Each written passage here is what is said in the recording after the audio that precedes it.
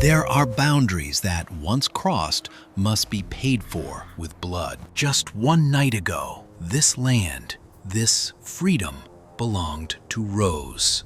But this morning, those blood-red stakes were driven straight into the edge of the grass, signaling a sentence that would strip her of her home and livelihood. The whole town believed that a lonely young woman like Rose needed a rich man to save her dying farm. But they didn't know that the man standing before her now, the one who looked like an impenetrable stone wall, was a dying soul in the grave of the past, needing her salvation more than anyone else. "If only I were 10 years younger," Owen murmured, using time as a shield. Rose looked at him, her voice sharper than the border wind. 10 years wouldn't be enough, Owen. She hadn't crossed the meadow just to bring him a cake. "Someone has crossed the line," she snarled, emphasizing each word. In that moment, the false sense of peace completely crumbled. A relentless battle for land and honor had officially begun, and Owen now had to choose: continue hiding in his shadows or step out onto the porch to stand with her against the enemy's guns.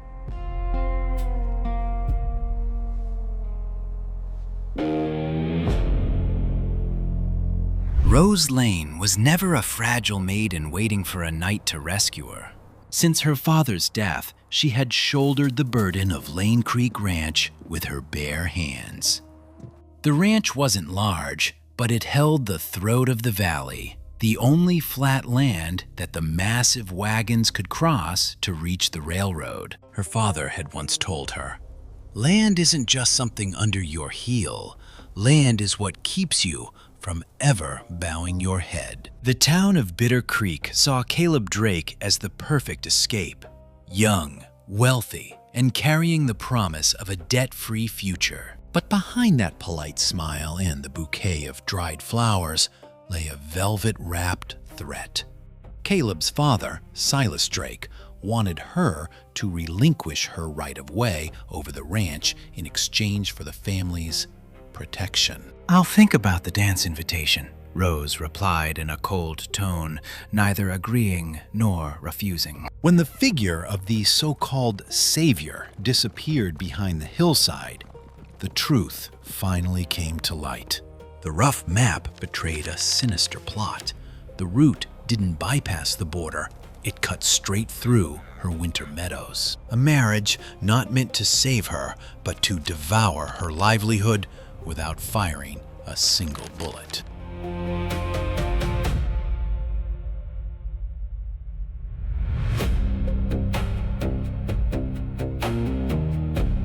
Half a mile away, Owen Hale was holed up in an unnamed grave of memories. Since his wife's death, he had used silence as a wall, working like a machine, unaffected by pain.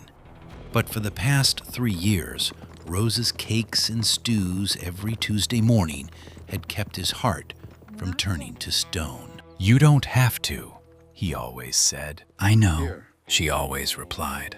It was the only language two wounded souls used to anchor themselves together. Love in the West wasn't proven by vows of eternal love. It was measured by the logs brought after the flood, by an understanding that needed no words. Owen had told himself he was too old, too worn out to stand beside Rose's youth. But his joke about age this morning shattered when he saw those painful red stakes. A man's honor doesn't lie in stepping back to protect the reputation of the woman he loves. The stone marker has been dug up. The boundary has been bent by those who use money to obscure justice. Owen understands that this fight has gone far beyond protecting a piece of land. This is the moment he must decide: continue to bury the rest of his life, or once again draw his gun for the only woman who dares to see into his soul.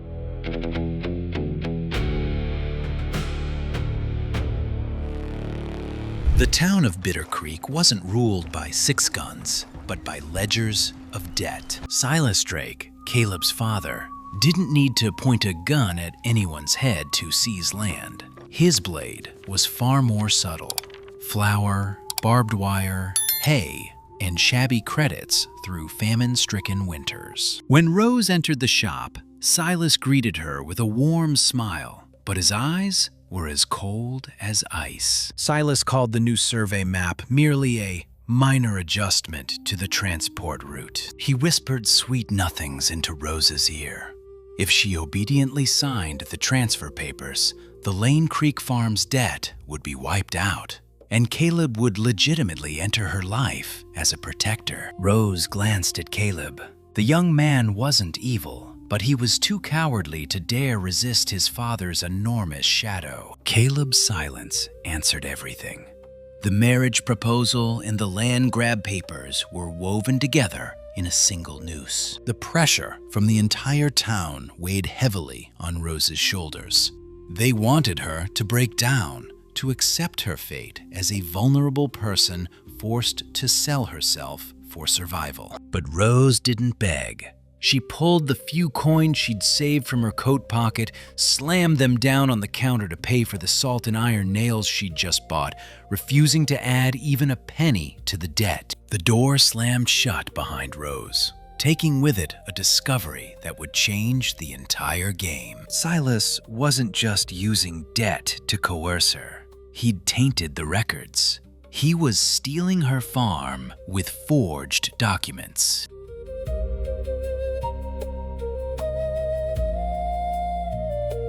The truth always leaves its mark. Land grabbers may move a red stake, but they cannot erase a landmark deeply embedded in the history of this frontier. That night, Rose understood that the fight was no longer about who she would choose to marry. It was a fight to protect the last remaining piece of land that would keep her dignity from being trampled upon. As Owen gazed at the dark lines piercing through Rose's winter meadow, he instantly understood the Drake family's ruthless ambition. If this route were legalized, Rose would lose her only source of fresh water and her vital grazing land. She would wither and die on her own land. This was a boundary of the heart they had never dared to cross. Rose replied with the unwavering resolve of a Western woman, neither sentimental nor cliché. Because being 10 years younger wouldn't make you any more genuine, she said. Neither does that make you the man who brought wood to repair my fence after the flood. Their love didn't need promises under the moonlight. Their love was the choice to stand by each other when the storm came. Owen grasped the certificate, his voice deep but firm as a rock. Then we'll go prove the boundary line. The scales of fate had tipped. The hunter would soon realize that the prey they cornered were the very ones holding the tinder.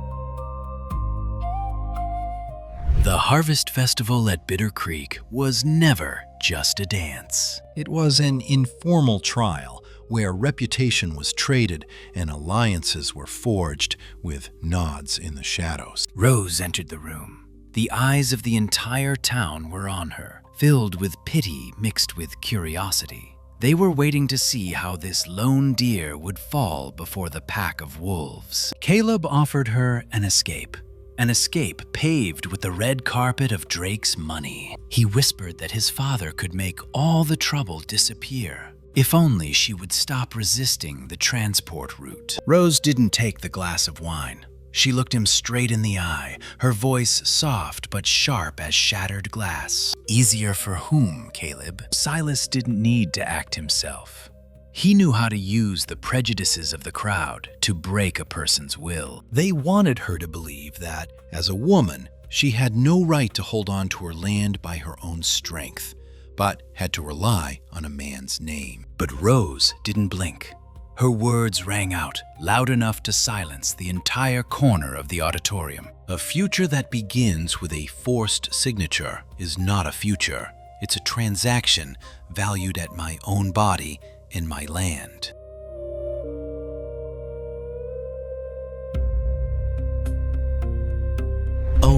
didn't go to the ball, not because he was a coward, but because he knew his appearance would only give the crows more food for gossip. While the town danced in Rose's grief, the man was silently kneeling beneath the icy surface, using his bleeding hands to dig up the truth. When negotiations fail, those in noble attire will drop their masks. Rose pulled on the reins. Her heart ached as she watched the night sky torn apart by flames. Her fence was ablaze. A snowstorm descended, bringing with it the cold death of the frontier. The enemy had resorted to all means.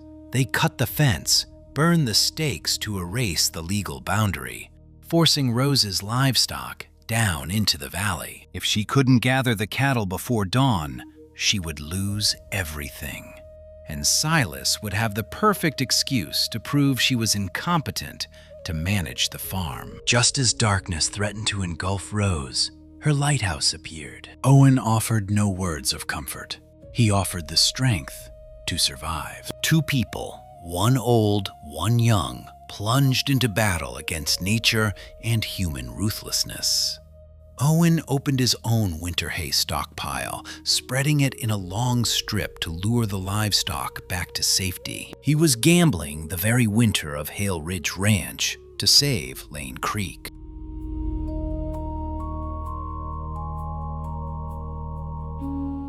The dawn brought no justice, only humiliation. Silas not only wanted to steal the land, he wanted to burn Rose's honor to ashes. Malicious whispers began to spread that the widow Owen Hale had spent the night at the farm, that he was manipulating the young woman to seize the land. In the harsh world of the West, sometimes the most painful sacrifice wasn't taking a bullet, but turning your back and walking away. Owen chose to retreat. He believed that taking away the disgrace was the only way to protect the dignity of the woman he loved. But he didn't know that leaving her alone among the wolves was the deepest wound he had ever inflicted. Caleb offered a lifeline, but at the cost of her entire soul. Rose looked at the young man standing before her.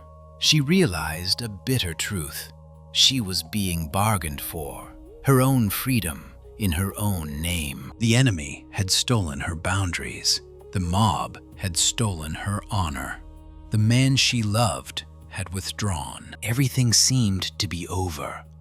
But in that moment of losing everything, a new flame truly ignited. Rose didn't raise her voice, but each word struck Caleb's cowardice like a hammer blow to an iron anvil. I will never marry a man just to keep a piece of land that rightfully belongs to me, she said. Under the pressure of Rose's gaze, Caleb's mask crumbled. He trembled as he confessed that he had seen Silas bribe the clerk to copy the surveying. But when Rose demanded his testimony, Caleb recoiled. The fear of losing his property and the protection of his family had overcome his last shred of conscience.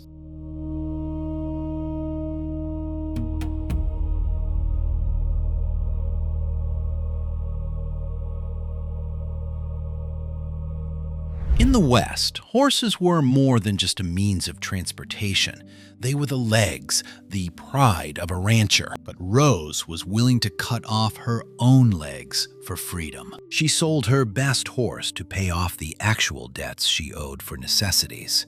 She stripped Silas of the only excuse he had to call her a debtor. Owen thought his withdrawal was a noble act, but Rose came to him to tear apart that misconception. "If you leave me to protect this damned reputation," she said, tears not falling but her voice choked, "then you are allowing Silas to decide what my reputation means." Owen looked at the bleeding wound on her hand. In that moment, his 3-year-long defense crumbled. He realized honor wasn't about keeping your distance from the one you loved to avoid public scrutiny.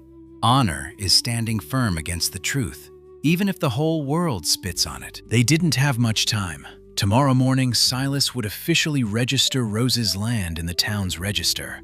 They needed the original deed, the original survey stake, and a witness, the only living person who had drawn this boundary with Rose's father, Mateo Cruz, an old reclusive coachman living on the mountaintop. That night, Owen rode his horse through the freezing snow and mist to the top of Bitter Creek. Rose, clutching the deed under her coat, walked into town alone.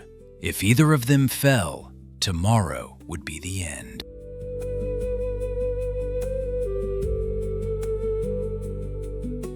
She didn't enter like prey waiting to be rescued. She entered as the landowner. Rose tossed the horse sale money roll onto the table, along with the ledger. She declared emphatically that the only legitimate debt had been settled.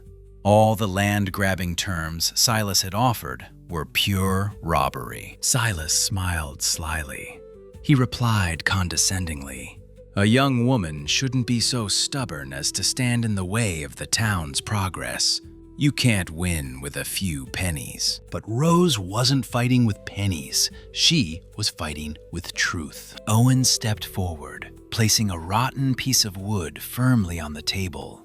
The piece of wood perfectly matched the notches on the stakes the Drake's henchmen had dug up. Mateo Cruz, his voice hoarse, confirmed the original boundary lay west of the ditch, a far cry from the forged map Silas held. The history of this land cannot be distorted by dirty ink. Caleb had lost his father's protection, but in his final moments, he redeemed his tattered conscience. Cornered, the beast Silas turned to attack Owen, threatening to starve him to death this coming winter. But Owen calmly took the pen and signed his name on the testimony. "Then I will eat less this winter, but I will absolutely not live by a lie."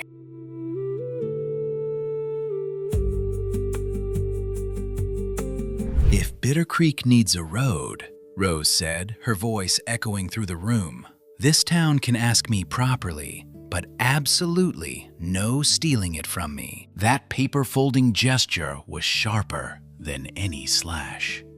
Silas wasn't physically destroyed, but his manipulative power was stripped bare and shattered before the eyes of the entire community. Rose kept the land. Owen kept his honor. The battle was over. The winter ahead would still be incredibly harsh. Drake's store would still stand in the center of town, and blizzards would still howl through Bitter Creek Pass. But Rose was no longer alone in facing those storms. Their love needed no lengthy declarations.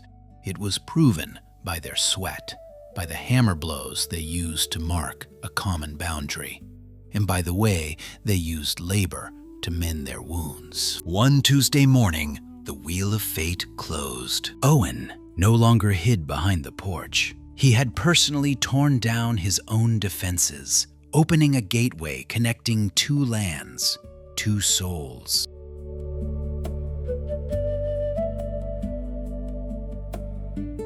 "If only I were 10 years younger," Owen said.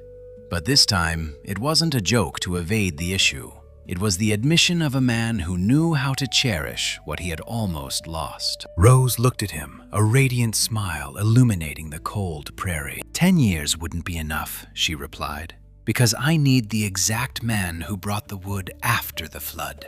The man who rode through the snow and rain, and the man who dared to stand by the truth when it came down to the price." There are things that seem like small gestures, but ultimately hold the meaning of a lifetime. An apple pie, a section of fence, a gate that opened at the right moment, and a man who learned that, even if late, love doesn't need to come when you're young. It only needs to come when you're brave enough to live authentically.